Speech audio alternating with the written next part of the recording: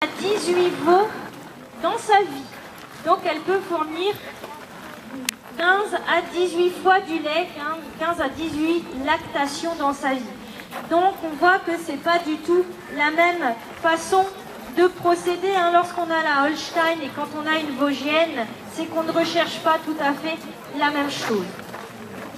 Alors le lait autrefois était très important puisqu'on mangeait beaucoup moins de viande qu'aujourd'hui. On avait une alimentation essentiellement végétale. Et donc le lait, mais aussi les œufs, c'était pratiquement les seuls apports en protéines animales. Donc c'est pour ça que le lait était une denrée très importante. Et souvent on avait deux vaches. Une vache qu'on utilisait pour travailler dans les champs et on prenait le lait pour la famille, et une autre vache qui était essentiellement laitière, et ce lait qu'on avait, eh bien on pouvait le vendre. Donc c'est pour ça qu'on avait souvent deux vaches pour alterner aussi entre les deux. Voilà donc pour cette petite présentation. Alors maintenant on va pouvoir passer donc à la traite de la vache.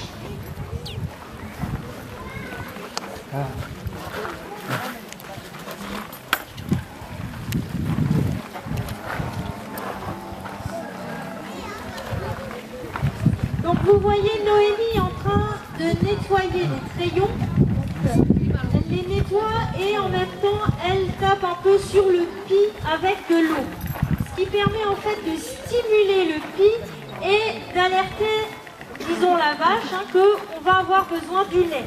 Ce que fait Noémie avec le chiffon et avec l'eau, c'est un peu l'équivalent de ce que fait le veau lorsqu'il veut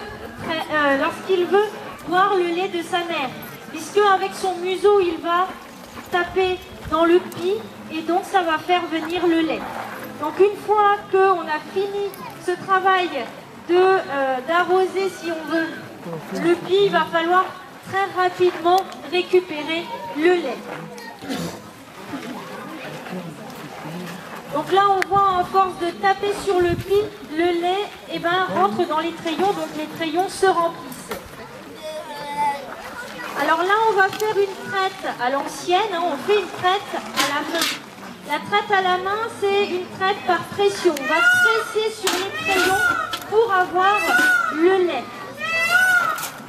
Alors plus le crayon sera long, plus ça sera facile de traire parce qu'on pourra utiliser plus de doigts.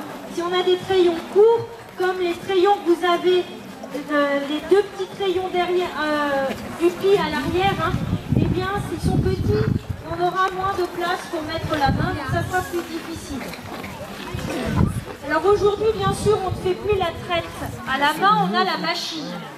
La machine, elle va aspirer le lait et en fait, la machine